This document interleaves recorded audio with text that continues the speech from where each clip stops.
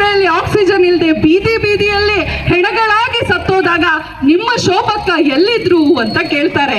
ಅಷ್ಟೇ ಅಲ್ಲ, ಶೋಭಕ್ಕ ಹೋಲರು,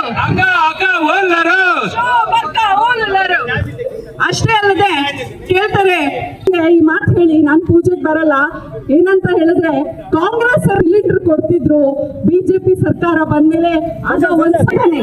ದಯವಿಟ್ಟು ಬಿಜೆಪಿ ಸರ್ಕಾರದವರು ಅರ್ಥ ಮಾಡ್ಕೊಳ್ಬೇಕು. ಬೇಟಿ ಬಚಾವ್ ಸಾಧ್ಯ ಇಲ್ಲ. ಯಾಕಂತ ಹೇಳಿದ್ರೆ ಬೇಟಿ ಬಚಾವ್ ಬೇಟಿ ಪಡಾವ್ ಅಲ್ಲ. ನಮ್ಮ ಗೃಹಿಣಿಯರ ಸಮಸ್ಯೆಯರು ತಿರುಗಿ ಬಿದ್ರೆ ಬಹುಶಃ ಈಗ ಏನು ಅಲ್ಲಿ ಇಲ್ಲಿ ಬೇಡ್ಕೊಂಡು ಕಾಡ್ಕೊಂಡು ಅಧಿಕಾರ ಗದ್ದುಗೆ ಏರಿದಿರಲ್ಲ, ನಾಳೆ ದಿನ ಅದನ್ನ ಮತ್ತೆ ಬಿಟ್ಟು ಕೊಡಬೇಕಾದ ಪರಿಸ್ಥಿತಿ ನಿಮ್ಗೆ ಬರಬಹುದು ಅಂತ ಅವರು ಎಚ್ಚೆತ್ತುಕೊಳ್ಳಿ. ಜನಾಕ್ರೋಶ ಅಂತ ಹೇಳಿದ್ರೆ ಬನ್ನಿ ಯಶ್ಪಾಲ್ ಸುವರ್ಣರವರೇ, ಜನಾಕ್ರೋಶ ಅಂದ್ರೆ ಇದು ಸೌದೆ ಒಲೆಯ ಮುಂದೆ ಏನ್ ನಾವು ಅಡ್ಗೆ ಮಾಡ್ತಾ ಇದ್ದೀವಿ, ಇದು ಜನಾಕ್ರೋಶ. ಬನ್ನಿ, ಇವತ್ತೇ ಬರ್ಬೇಕಿತ್ತು ನೀವು. ಬಹುಶಃ ಮಂಗಳೂರಲ್ಲಿದ್ದಾರೆ, ಬೇಕಾದ್ರೆ ಬರ್ತಾರೆ ಅಂತ ಹೇಳಿದ್ರೆ ಅರ್ಧ ಗಂಟೆ ಜಾಸ್ತಿ ಪ್ರತಿಭಟನೆ ಮಾಡ್ತೀವಿ. ಜನಾಕ್ರೋಶ ಅಂದ್ರೆ ಇದು, ಜನಾಕ್ರೋಶ ಅಂತ ಹೇಳಿದ್ರೆ ಇದು.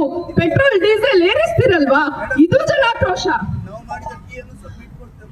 ಬೇಕಾದ್ರೆ ವಿಜೇಂದ್ರ ಹಾಗೂ ಏನು ಯಶ್ಪಾಲ್ ಸುವರ್ಣರವರಿಗೆ ಒಲೆಯಲ್ಲಿ ಮಾಡಿದಂತಹ ಚಹಾ ರೆಡಿ ಆಗಿದೆ. ಹೇಗೋ ಅವರಿಗೆ ಸೋಷಿಯಲ್ ಮೀಡಿಯಾದಲ್ಲಿ ಟೀ ಕುಡ್ಕೊಂಡು ಪಬ್ಲಿಸಿಟಿ ತಗೊಳ್ಳುವಂತಹ ಗೀಳಿದೆ ಅಲ್ವಾ.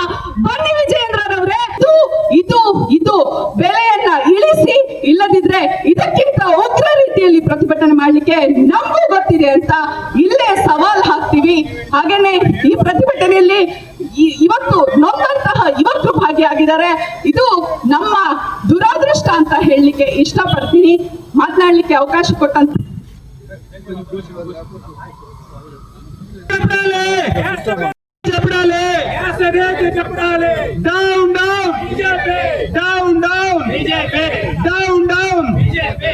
ಗ್ಯಾಸ್ ಬೆಲೆ ಏರಿಸಿದ ಬಿಜೆಪಿ ಸರ್ಕಾರಕ್ಕೆ, ಸಿಲಿಂಡರ್ಗೆ 50 ರೂಪಾಯಿ ಏರಿಸಿದ ನರೇಂದ್ರ ಮೋದಿ ಸರ್ಕಾರಕ್ಕೆ, ಗ್ಯಾಸ್ ಬೆಲೆ 50 ರೂಪಾಯಿ ಏರಿಸಿದ ನರೇಂದ್ರ ಮೋದಿ ಸರ್ಕಾರಕ್ಕೆ ಜಬ್ರಾಲೆ ಜಬ್ರಾಲೆ ಜಬ್ರಾಲೆ ಜಬ್ರಾಲೆ. ಕೊನೆಯದಾಗಿ ಈ ಒಂದು ಪ್ರತಿಭಟನಾ ಸಭೆ